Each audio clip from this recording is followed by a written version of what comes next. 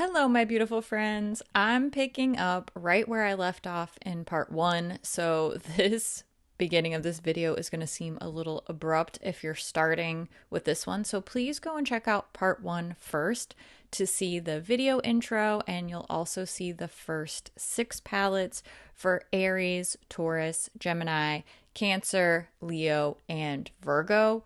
We are going to dive into the Libra palette now. The colors associated with Libra are light, airy pink and a breezy light blue.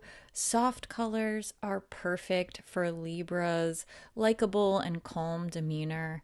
I also took a lot of inspiration from the gemstones associated with the Libra sign, namely opal, sapphire, and rose quartz. The shifty, translucent nature of shades like Glory, Snuggle from the Cradled and Ice palette, and the Terra Moon's single shadow shade called Star Sign all evoke that same shifting, sparkly essence of an opal. Sapphire colors are reflected in jewel tone blues, like the glittering Immortality shade from the Harvest of Souls palette. And you can see an echo of that rose quartz inspiration in these really sweet, soft pinks, like Adore from Cradled and Ice. Of course, I had to use the eyeshadow called Libra from my Enchanted Autumn palette, which not only fits in seamlessly with all the other shades in this custom palette, but it also is just simply one of my all-time favorite metallic silver shadows. Because balance is the name of the game for Libra, I know I need this palette to have some deeper shades to counter the light and airy pastel type of colors from the top of the palette. So I added this deeper blue matte shade called Nest and the darker metallic purple. Both of those are from the Cradled and Ice palette. I also think that this dark purpley gray matte called Heron works incredibly well as a counterbalance to the light gray called Cavalier, as well as the softer purpley shadows called Ascension and Subtle. You could lean into the lightness of those lighter shades, but you can also create a gradient or a light to dark balance by adding in Heron or some of these other deeper shades that I added towards the bottom of the palette. When considering this idea of balance for my Libra palette, I also thought about a harmonious combination of finishes in addition to colors and depths. So we have an even split of mattes and shimmers, and I think the finished palette definitely has the subtlety and airy feeling that our Libra air sign needs. Now, I may be projecting on my Libra friends just a little bit because my child is a Libra, but I think one thing about a Libra is they have trouble deciding.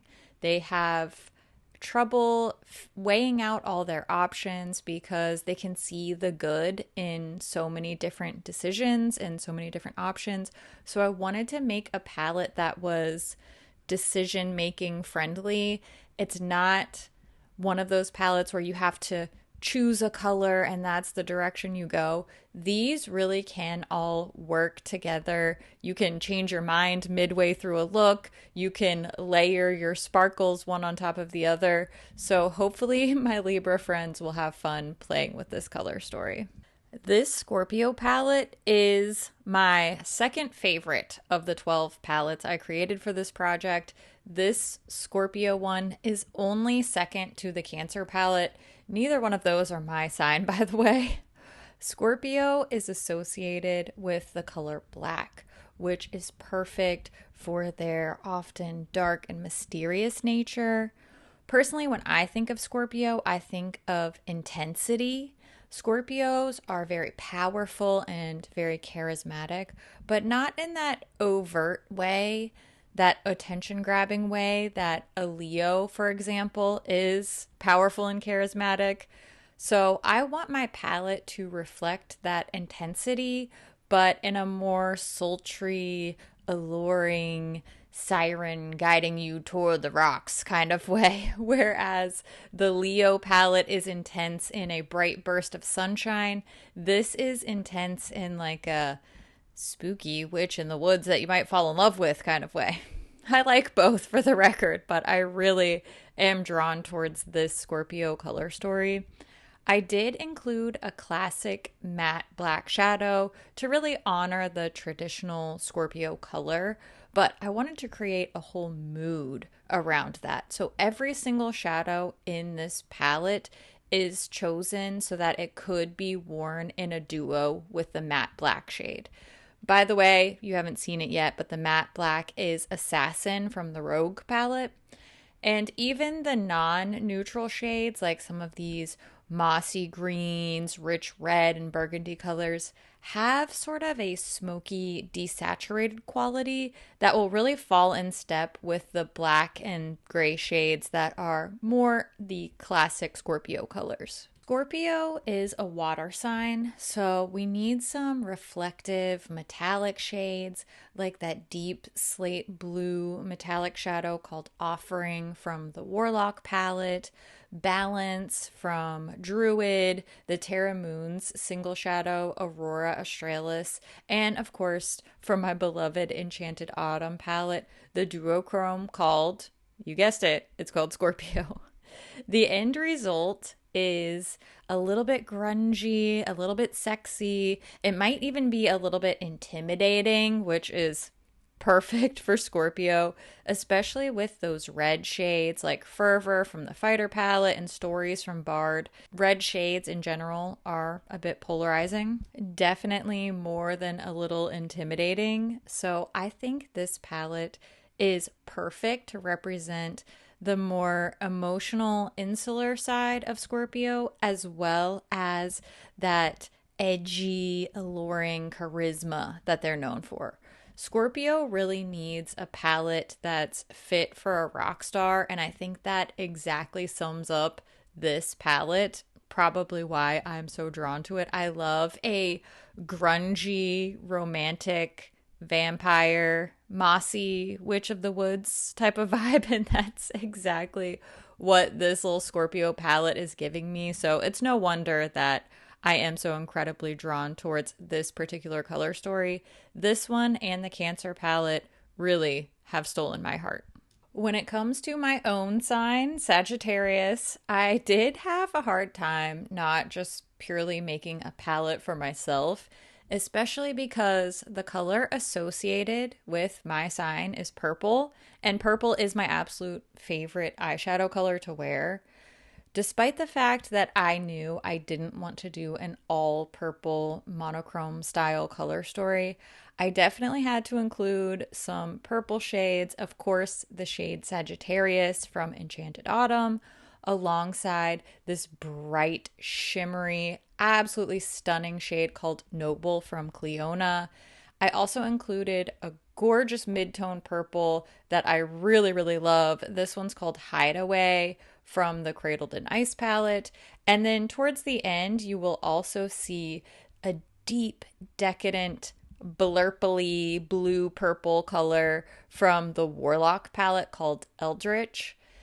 Because Sagittarians are known for being very outgoing, gregarious, adventurous, I wanted to include a lot of bright colors that would complement the different purples in this palette and would result in a lot of really fun combinations, like the springy greens of Ambitious from the Harvest of Souls palette and the shifty chartreuse color called Ritual from the Warlock palette, and this bubbly, sunshiny orange hue of the Terra Moon's single shadow called Butternut.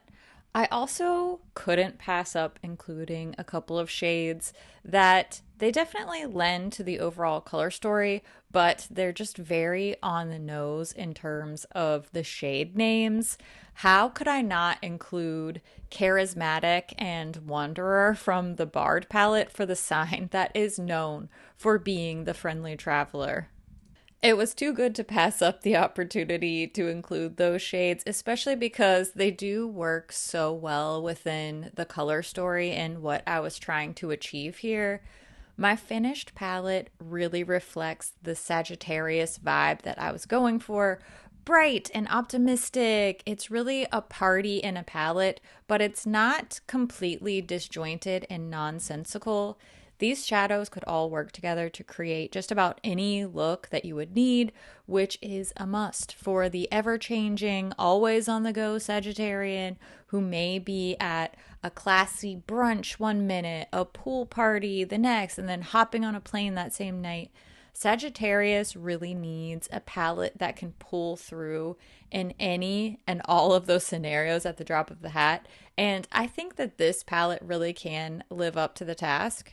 I can see dozens and dozens of different eye looks that I would get from these eyeshadows, from a super simple one and done with one of these lighter shimmers, maybe even something that is a little bit more classic, basic, neutrally, and then all kinds of looks from soft and sparkly to intense, dramatic, sultry. Sagittarius palette has a lot of ground to cover and a lot of parties to go to, so hopefully these 12 shades are doing it for my fellow Sagittarians out there. I feel like Capricorn tends to get the bland and boring treatment, similarly to the Virgos, which is quite the challenge considering the colors for Capricorn are brown and gray. You can hardly get more neutral than brown and gray. So I made it my mission to create the most interesting, the most dynamic neutral palette that I possibly could. I know I'm pushing the limits of the word neutral here because I do have a few shades in my Capricorn palette that are decidedly colorful shadows, but I really limited my colorful shades. I was very, very intentional, very thoughtful with my colorful shadows. And in the context of this color story, the ones that I chose almost could read as neutrals.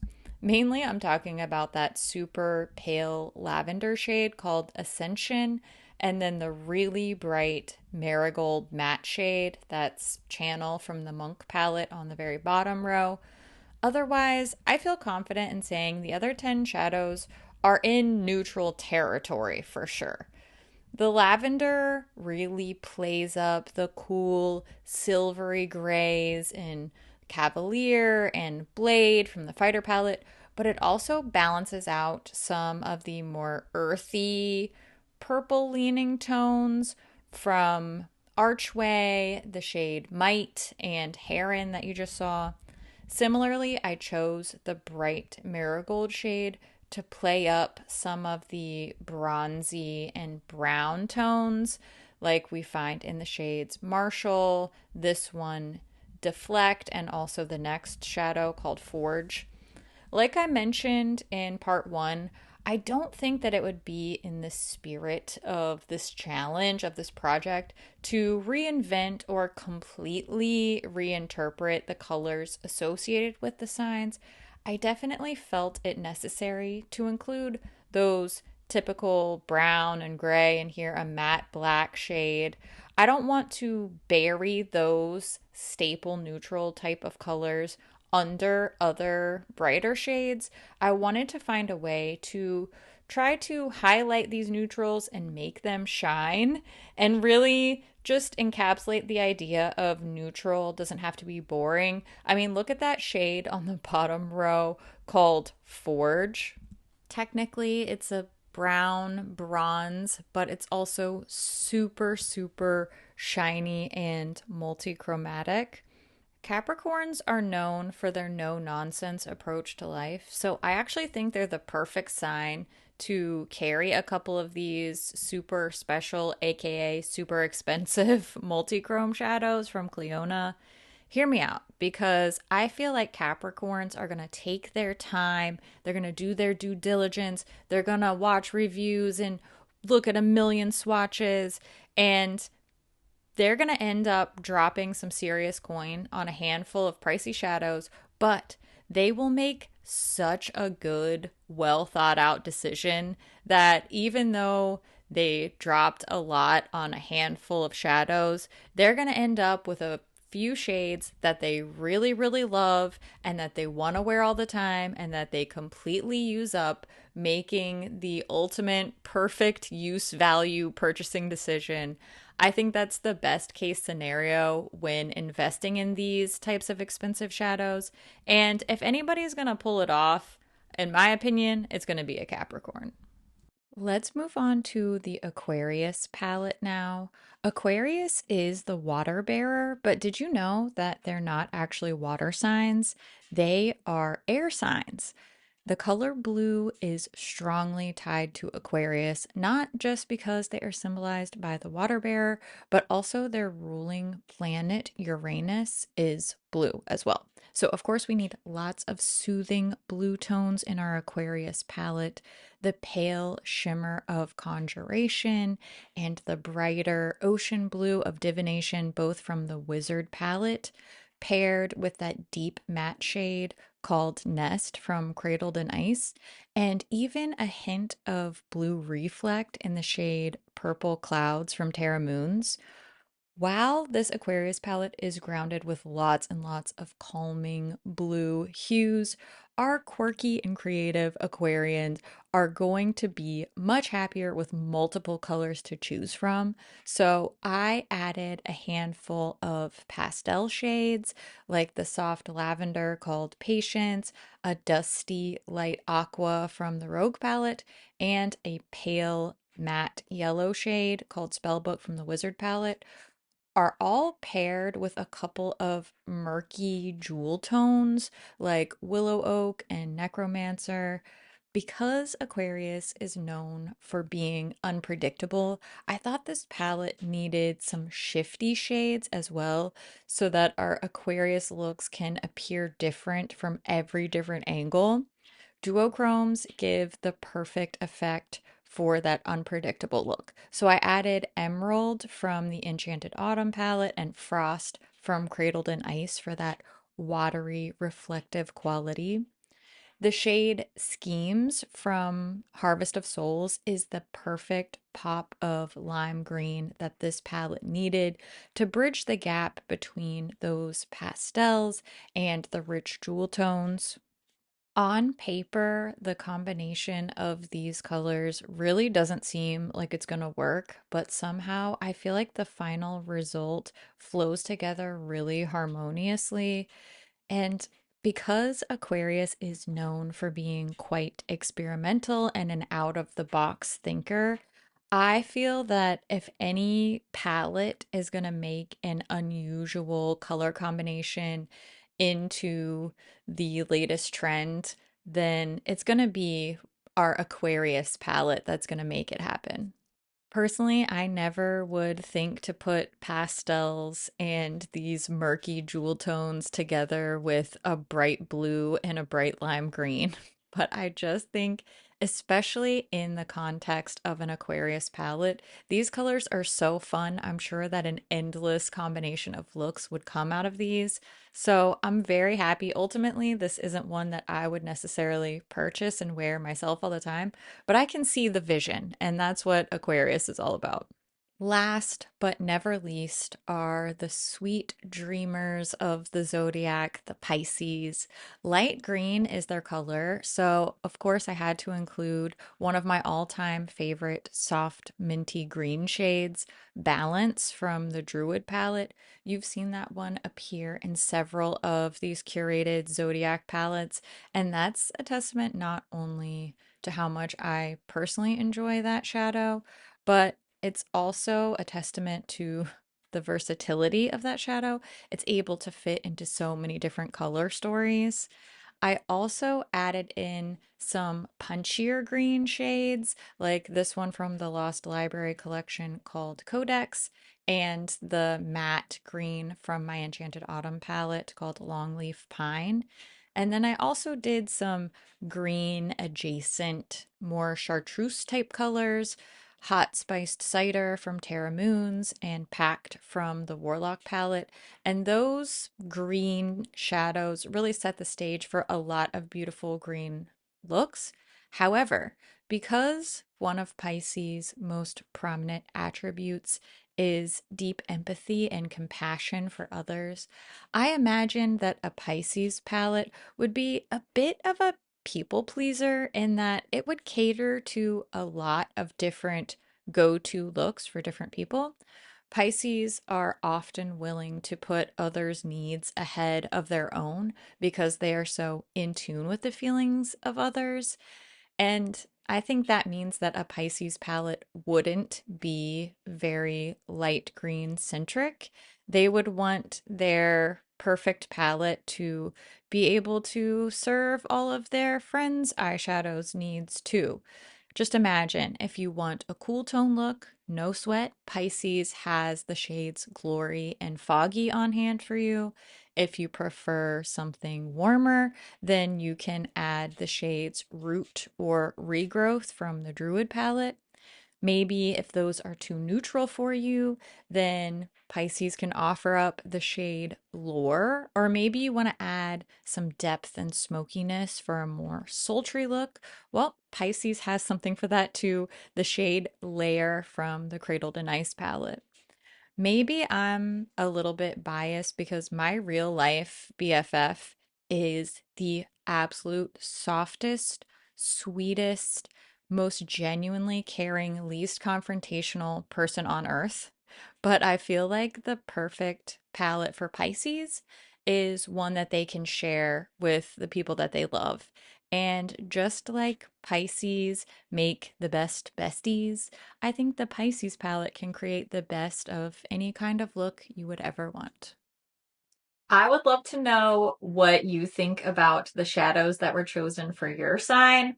And something I mention a lot in these Zodiac makeup videos, while you may primarily identify with your sun sign, so I'm a Sagittarius, sun, Taurus, moon, Sagittarius, rising, but there's a whole long list in your birth chart of different placements, different signs for different placements.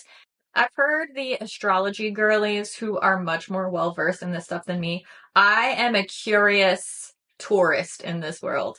But a lot of the astrology content that I've seen says that personal style may be more closely related to your Venus sign. So if you're not connecting with your star sign color story, then it may be interesting to look and see if your Venus placement more closely aligns with your chosen personal style. Just an idea, just a fun little thought. I will link the site that I used to find my birth chart if you're curious, if you want to play around with it, just for funsies. What do you think about the colors for your star sign versus your Venus sign? Maybe you have the same. Maybe it's the same Venus and sun sign. I don't know. Could happen. I have the same sun and rising. So let me know all of your thoughts in the comments down below. I always love to hear what you think about things too. And thank you so much for watching. I'll see you in my next video. Bye. Figuring it out as I go. It's my life motto. I've had mixed results. Why did I sound like that? But lately, I've just been on a Fantasy Cosmetica palette remix kit. Hello? Ma'am? No, you're not confused. No, I'm not being held hostage. I am wearing pink eyeshadow of my own free will.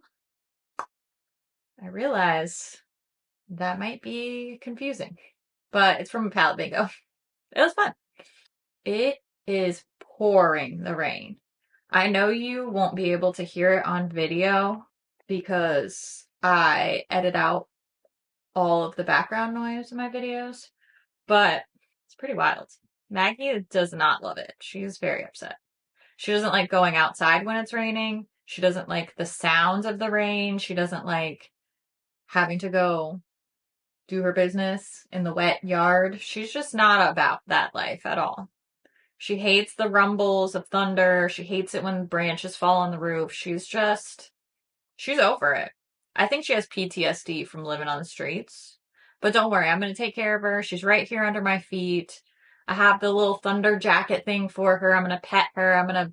When she has to go outside, I'm gonna go out there with her and stand right there so she will not be alone. She's so spoiled. Don't worry, she's fine. She's fine. Okay. Thanks for watching. You're cool. I don't care what your zodiac sign is. I think you're a whole vibe. And I have a feeling that me and your face are very compatible. You want to know why? Huh? It's because I love your face. Okay, did I do a thumbnail? I can't remember. What was that? I don't know. I'm sorry for how I am as a person. Thanks for watching. I'll see you real soon. Okay, bye.